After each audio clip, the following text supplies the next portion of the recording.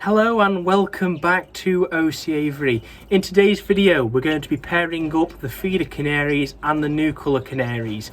With it nearly being the start of March, I feel that the birds are about ready. The hens are carrying nest material and the cockbirds are singing, fighting with each other and really just wanting to tread the hens.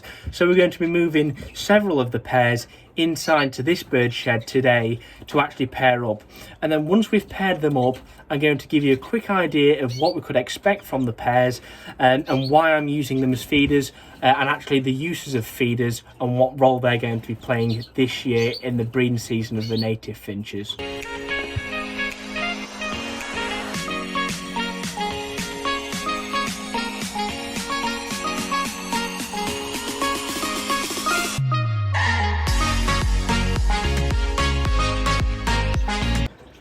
So the first pairing is a pair of red-eyed satinets.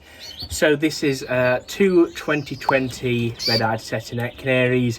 We have both the cock and the hen. I believe the cock's a yellow bird, the hen being a buff. And the main idea for having these is the feeders, but also because they are red-eyed, hopefully it should actually give us some good birds to work with when we actually breed goldfinch mules. I do have a red-eyed satinet currently paired to a goldfinch cock, who we hopefully might be able to get some variegated or clear mules from, and the same idea goes for this pair of red-eyed satinets. The youngsters will hopefully obviously they will be red-eyed because both parents are red-eyed, which I've heard it is fine and it won't cause any issues. So the main idea of that is that we can then produce some red-eyed youngsters to put to other birds, so the goldfinches, and we might try a red-eyed mule, for example. So maybe we try an Isabel red poll to a satinet canary, or we could maybe try something like that, a Lutino greenfinch, for example. So the idea is that these will be rearing some of the larger birds, at least, like the Norwich greenfinches, perhaps bullfinches, maybe even crossbills, and maybe even larger hybrids as well, and larger mules. And for this pair, they will be going in a wire double breeder, one of the lower down cages, because that is where I plan to have the feeders, in the lower down cages, so the natives can take priority at the top, as well as the two pairs of Norwich further up when it's time for the Norwich to breed.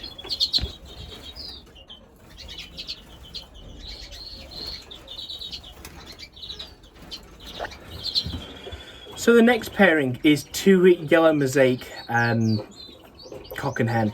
It's a pair of yellow mosaics. Now you might remember we got these probably about 2 or 3 months ago, just after Christmas. We picked this pair up. Absolutely lovely birds in terms of quality, and actually the show quality of these new colours which I'm showing. So obviously the satinets are new colours, and so the yellow mosaics. They aren't really there in the show quality. I don't think they do very well in a show, but the main idea of having these guys is just for the feeding ability, for one, because they are larger canaries, so they will feed some of the larger finches, and two, we will be looking at using them in sort of miniature muling, maybe song muling sort of next year for the youngsters, but we'll have to see what's produced out of them, hopefully within the next month. And what the plans will be for actually the 2022 season.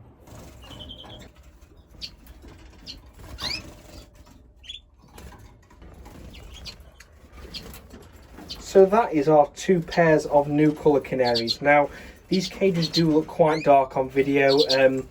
I can promise they're not, it's just the light balance isn't great. Obviously they're right next to the window as well, so it really isn't bad, and we do of course have the full LED strip lighting system there as well, so it does look dark, but I can assure you that it isn't as dark as it looks, and should be absolutely fine for the pairs to breed in. So these will probably stay here all year, obviously, and will be feeding all year. So my idea is that by pairing them up earlier like this, we will be able to sort of steal a first round out of them prior to them being needed for their foster abilities. So we'll be giving these two pairs external nests to attach onto the doors, so hit one here and one further down for each pair, and that'll just mean it's very easy and simple to access their eggs and their chicks. So that's my pair of new colour canaries, the two pairs of new colour canaries actually covered. So then we're going to come to the actual pairs of proper feeder canaries, the mongrels as we called them. I got them in, I believe it may be last week's video or the video prior. Either way, I've had them a few weeks now and they've been out in the flights for a few weeks, so they're fit enough, and I've checked all the vents of the cockbirds and the hens and they are in condition, so it should be just fine. So the first pair we're going to look at, we have a ticked yellow hen to a clear buff cock. So that's one of the pairings we're going to be doing.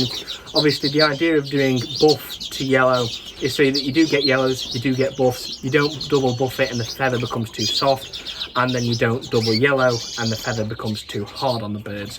So we'll be using this as a pair of fosters, and hopefully we'll have to see how they get along. We will breed some youngsters out of them to start with, I'm hoping, which is why I'm pairing them up now. So it's given at least a month before any of the natives will need feeders, because it'll be in about a month's time when we will be pairing up the native finches.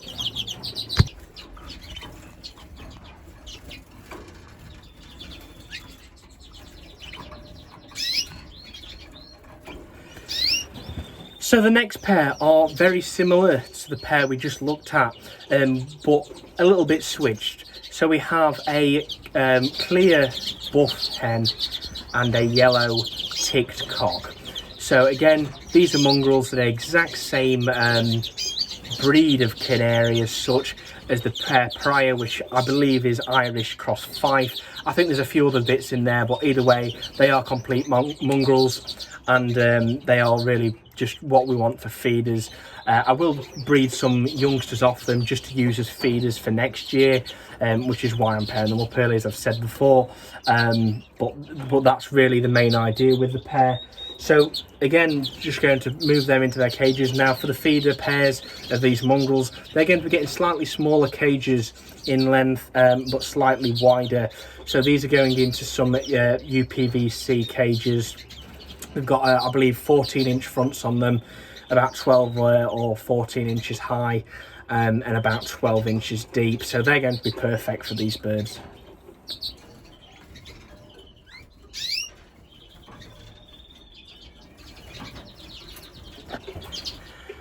So then we come to the final pair of feeders. Now this is a bit of something different. It's a little bit of a trial, and you saw these again. So there's been a little bit of confusion as to the colour of this this hen in particular. I said fawn variegated, but after consulting other people and Matt again, we think it may be cinnamon variegated, or it could be normal variegated. But either way, it doesn't matter, because these birds aren't being bred for colour, they're just being bred for their feeding abilities.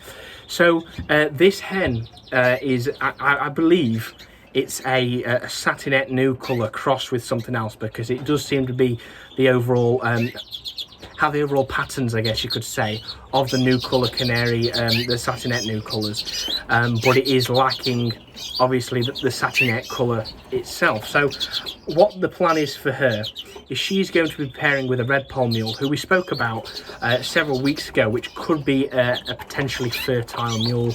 The reason for me thinking that, if you haven't already heard, this bird paired itself up to a crossbill hen in a mixed aviary last year, and the eggs were full.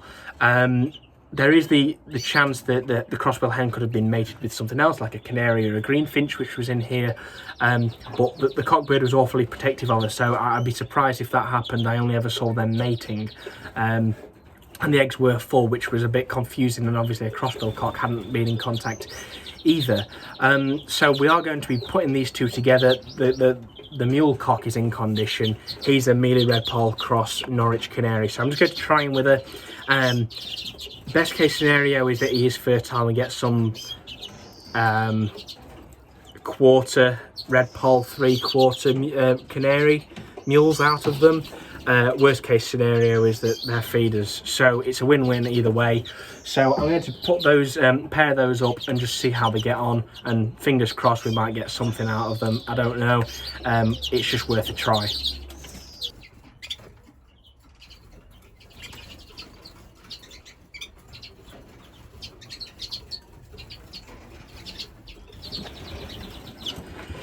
So for the pairs of feeders, we've got the 3 pairs in the UPVC cages. I'm going to be using these. These just hook onto the side of the mesh like that on the cage front.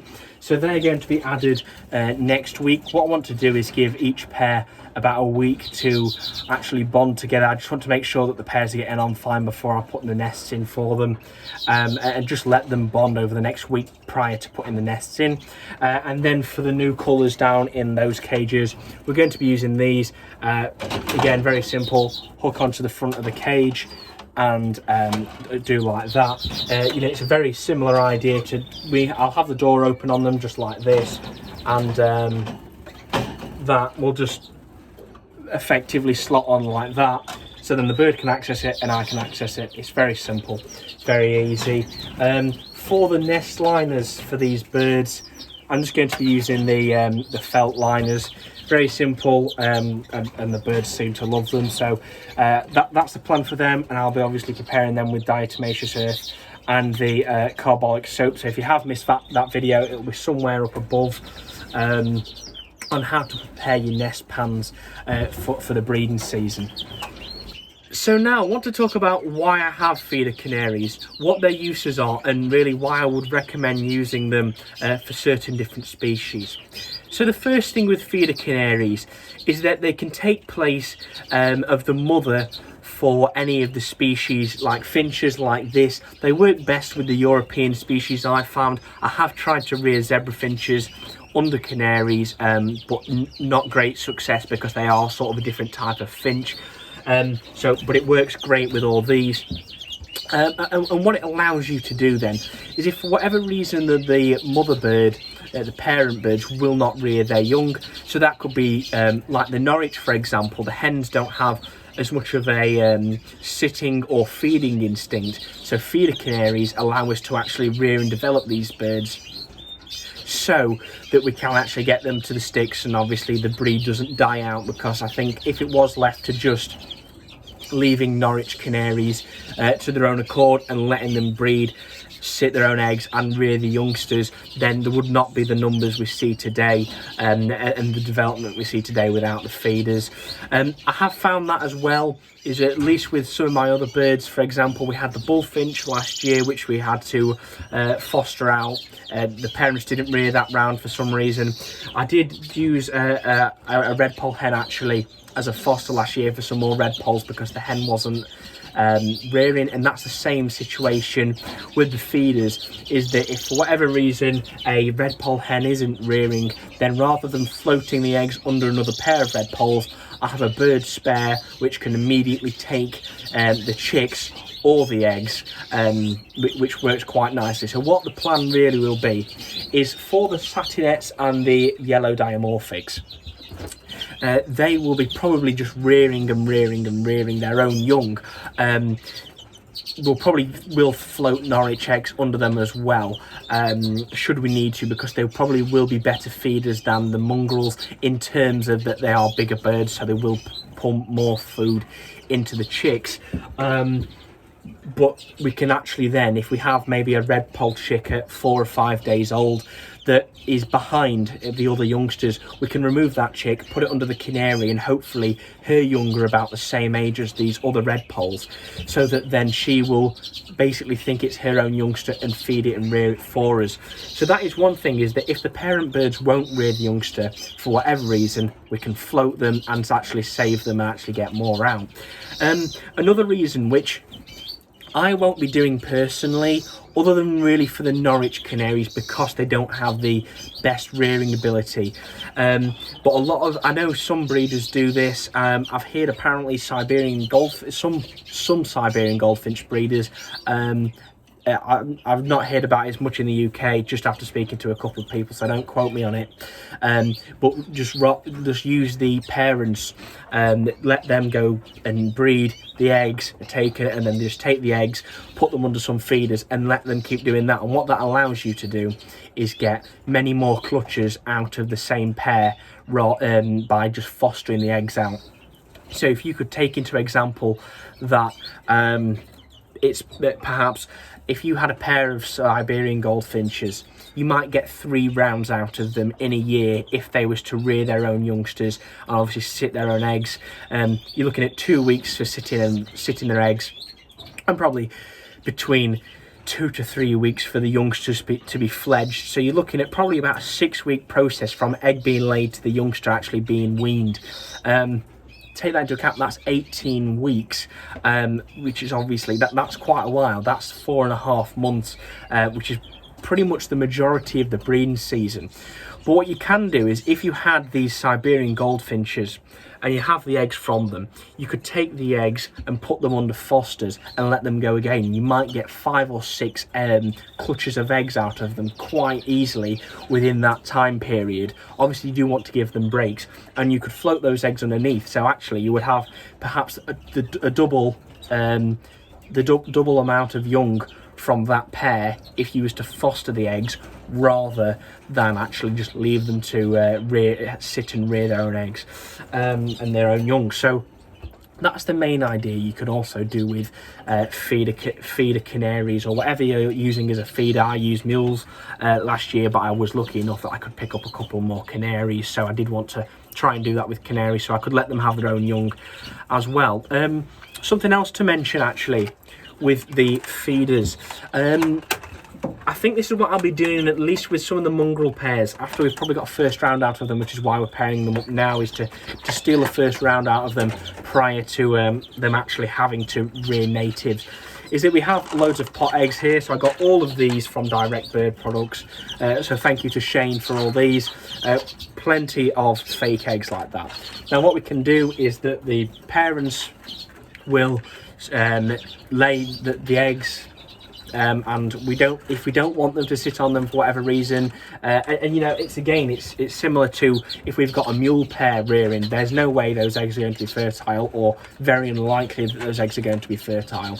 So we can take the eggs, remove them so they don't rot, and replace them with pot fake eggs, and then we can just put them in the nest. The hen will sit them just like they were her own eggs, and then you know, problem solved. The hen's ready to take any eggs you put underneath her, but what it is important to do is that you don't leave it too long. So I tried this last year. I would like to know some other breeders' experience,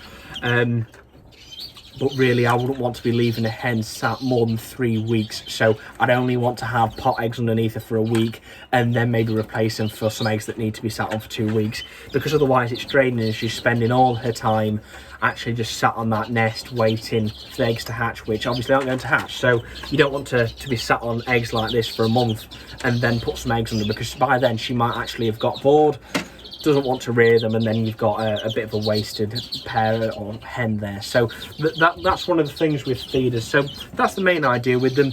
I won't be floating eggs underneath them and using almost the parents as a factory to float loads of different youngs under, because I feel that my birds, at least, they're going to rear their own youngsters anyway, and it's easier if they do. But you do always end up with the birds that won't, so we will be probably floating a couple of clutches of Norwich canary eggs underneath the feeders anyway. I'm sure we'll be getting some red pulls underneath them at some point, and then it's also just relieving the stress off of the parents. 2 years ago I had a pair of cobalt red poles. They had 8 eggs, all 8 hatched, but 8 youngsters to rear is a lot for one hen, or a hen and the cock bird she's paired to. It's a lot of youngsters, especially for smaller birds like that. So really, if I was to end up in that situation again with 8 eggs or 8 youngsters, I would either take some eggs out and replace them with the fake eggs, or let them hatch them and then take some of the smallest chicks and put them underneath the feeders, so that we do have that, and it relieves the stress off of the parent birds, because they aren't having to feed too many young, and it just makes it a lot more easier for them. So that's a bit of a tip for you guys. That is something that I'm probably going to end up doing this year, because with 9 pairs of red poles, there's bound to be at least one pair that do something like that. But yeah, we'll see what happens. So really, that gives you a good overview of why to use feeders and why I'm using feeders. again, I don't have as much experience as a lot of the other breeders with feeders, but from what I've learned by talking to a lot of breeders, for example, the Roberts and Jones partnership of Norwich, so they use mongrel canaries, a combination of all sorts. We have, I think they said they've got Norwich in there. The feeder canary is built up of Norwich, lizards, Fifes, Irish, and I think there's a few other bits in there.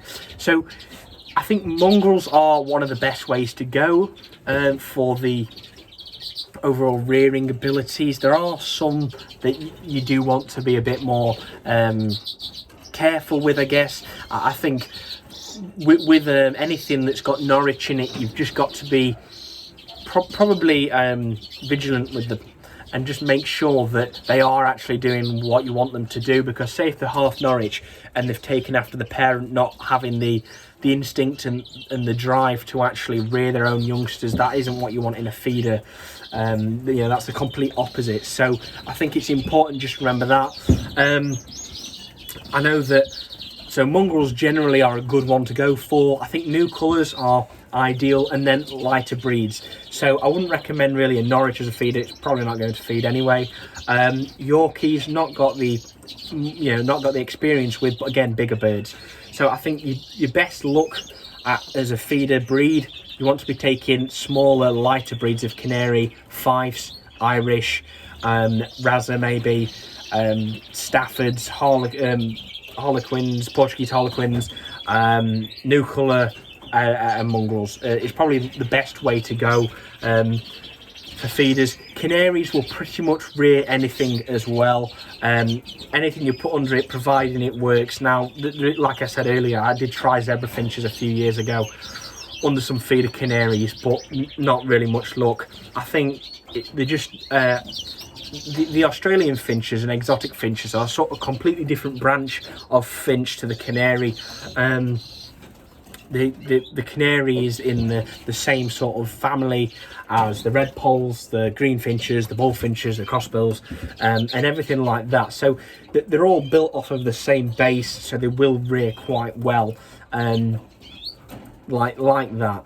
And then it's it's completely different branch with Australian and a lot of exotic finches. So it doesn't really work for that.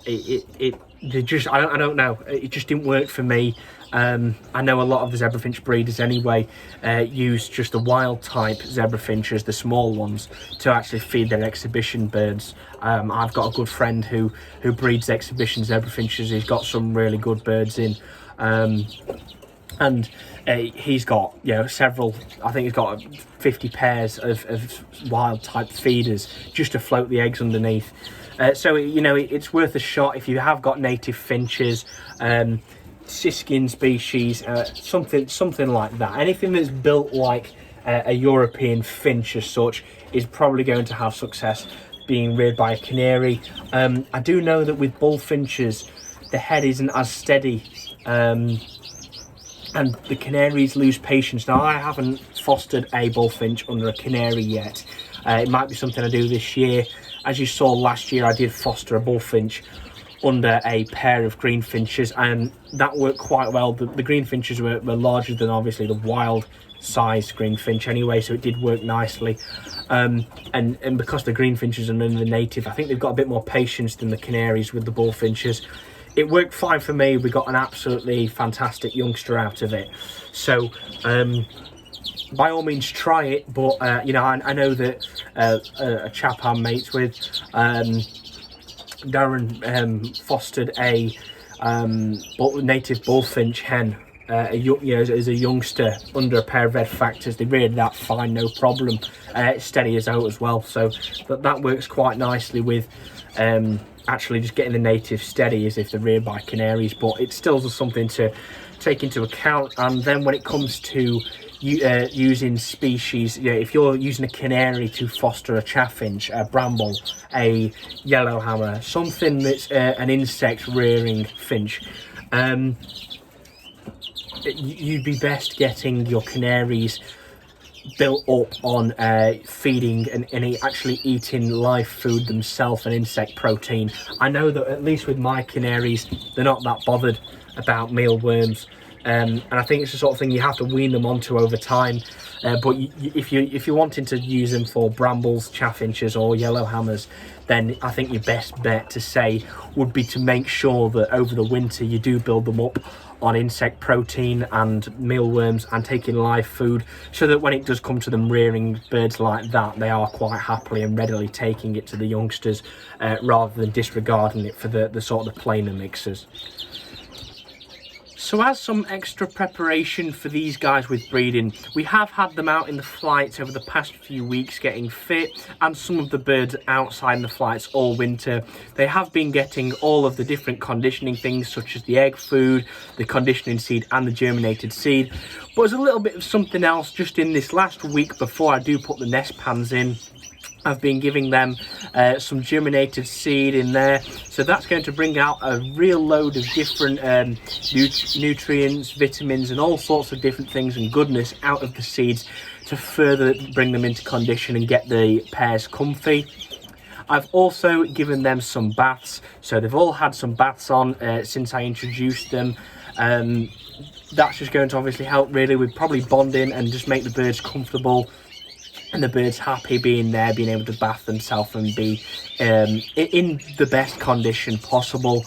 And then finally, just for a bit of something else to add to the birds' water, and just an extra boost really, I have added a calcium supplement to their water, because we do want to build up that calcium in the birds, mainly with the hens, so that when it comes to the breeding season obviously and the hens are laying eggs, we want to make sure that those eggs are completely developed and no calcium is being drained out of the bird's bones.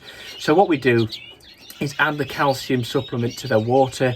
The birds take it quite readily, and then I'm just trying to keep them off of acidic sort of things, so I won't be giving them anything with acid in it, because acid will break down the calcium, which then will just flush that out of the birds after we've tried to build it up over the past few months. And then that's just as a final thing, adding a little bit more calcium to make sure that they are getting what they need and they have everything they need ready for producing the eggs. So that brings me to the end of this week's video on feeder canaries and pairing up my feeder canaries. Now, we've got some really exciting developments hopefully happening over the next week. As you might have remembered in last week's video, we spoke about some world-class red poles I'm bringing in. Or I didn't tell you the red poles, you know that now. They are still hopefully coming in maybe this weekend. It's just based on, obviously, there's the lockdown restrictions for one, and then couriers for two. So hopefully they should be here this week, and then we actually will be getting a delivery. I'm hoping from Walkers on Thursday next week of a very special bird. So you'll see that in next week's video, so do make sure you stay tuned for that. It is something quite remarkable, really nice bird, and obviously be letting you know a bit more information about that, and we'll be seeing that in next week's video, hopefully alongside the new red poles, which I've let you on to. So if you have enjoyed this video, please do make sure you hit subscribe so you get to follow along with all of my weekly content, the Natives in Norwich Zoom Room and my own videos. Plenty coming out, plenty of ideas. I've got a long list of ideas for what we're going to be filming over this year, and hopefully, obviously we know with the lockdown restrictions as well, all going well, then we should actually be getting Mattel from the Canary Room round at some point. And just on that, I'd like to wish Matt and his family all a speedy recovery. I do know that sadly that they have contracted COVID-19, so I'd just like to say I hope you're all right, Matt, and hope your family is okay. And yeah, all the support, and please make sure you know you're all right, and hopefully we'll see you again soon on the Canary Room. We'll hear from you in the short-term future. So then, if you have enjoyed this video, please do leave a like. That shows me that you have enjoyed it. And if you have enjoyed it again and you want to see more, then hit the notification bell, and that will notify you every single time I upload a new video, so you won't miss any of my weekly content. And then finally, if you have enjoyed this video and you think this video has been useful, hit that share button and share it with someone who needs to learn about feeder canaries and will be entertained by this content. So thank you very much for watching, and I'll see you in the next one.